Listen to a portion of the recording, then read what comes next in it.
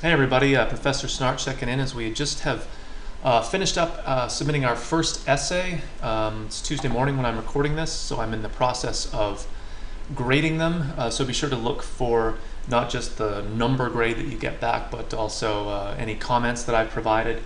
Largely trying to think of how those comments will impact your final essay. So strengths from the first essay that you can be sure to carry over in terms of like particular writing strategies that you've used, but also maybe errors that you've made, whether it's like MLA citation or positioning of quotations or whatever it happens to be, making sure that you don't make those same mistakes in the final essay.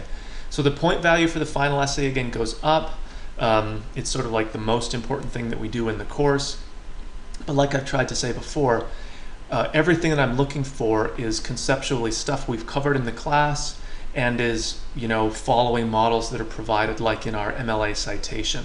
I even, in my most recent video announcement, provided the direct links to the citation styles for materials that we were using, so it's pretty cut and dry, in terms of getting that stuff right. A typo here and there is not that big a deal, but if it's totally wrong, that's just showing me you're just not doing the work for the course. So that's what I look for.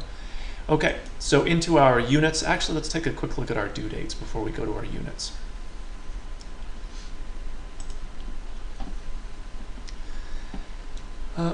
We are actually getting towards the end of our course. Hard to believe, the end of the 5-week term. So we have just finished up our first unit. We turn around pretty quickly to start thinking about the final essay. It's assigned in Unit 9, but clearly due, right, not in Unit 9, but at the end of the course on Friday, June 26th. In the intervening time, you're really fundamentally working on the essay.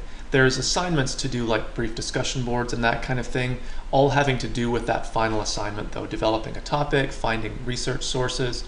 You have the opportunity to meet with me individually to talk about where your essay is at. We'll meet virtually, works best for most people. We can meet face-to-face if that works better. There's a sign-up in Unit 10, but like I say, in the unit, if once you get to the point of signing up, there's no spaces available or none of the times work, just be in touch with me and we can work something out. Even if we correspond via email, we can work it out that way. But I like having the opportunity, for you at least, to connect with me like in real time to talk about that final essay. Truthfully, the more you have done, the better, clearly in draft form still, but if you can really push yourself to work to get a good draft together, works cited and everything, at this point, then that Friday due date is really not going to be quite so pressing. And let's look at the assignment itself. I'll look just primarily at the essay assignment rather than all of or some of the other stuff that's going on in Unit 9.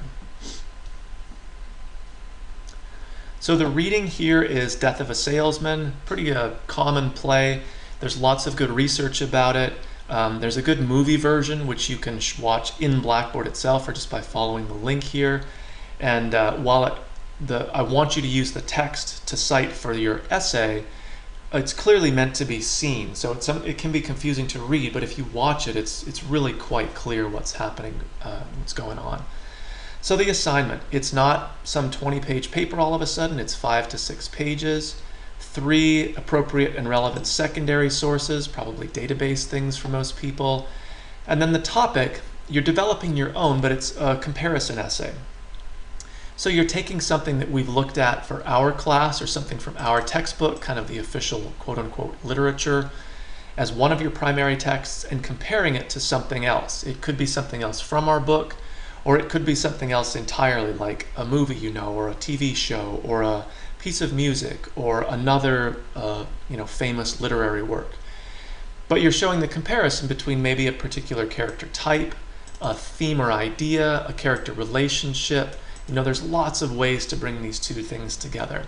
So one of the things that's really important here is to watch the PowerPoint here about doing an effective comparison essay. We want that point-by-point comparison rather than the block comparison.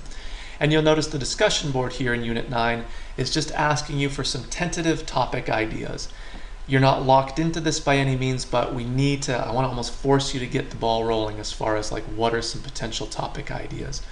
And now, more than ever maybe, it's important to be in touch with me If you're unclear about the guidelines here, or I mean, hopefully they're clear enough, but hopefully, or if you have some potential topic ideas and you want to feel confident moving forward, then just shoot me an email and we can see if we can really clarify a good topic moving forward. Okay, so the units themselves get pretty sparse as we move towards the end here. It's largely just you writing the essay and keeping up with basic discussion boards that are about the essay, whether it's the topic. The next one will have us looking at sources. Unit 10 is also about us connecting in real time to talk about your essay. And then we get to Unit 11, which is the end of our course where you're submitting that final essay. So be sure to review comments from Essay 1. Let me know if you have any questions or want clarification. And by all means, be in touch as we move into the final units in our course and, of course, the final essay as well. Lots of points there, but I'm hoping that they're, I want to say, easy points, or they're transparent points. You get them by simply applying concepts from the course and following the models or examples that are supplied in the course itself as well. All right, so I'll talk with everybody soon.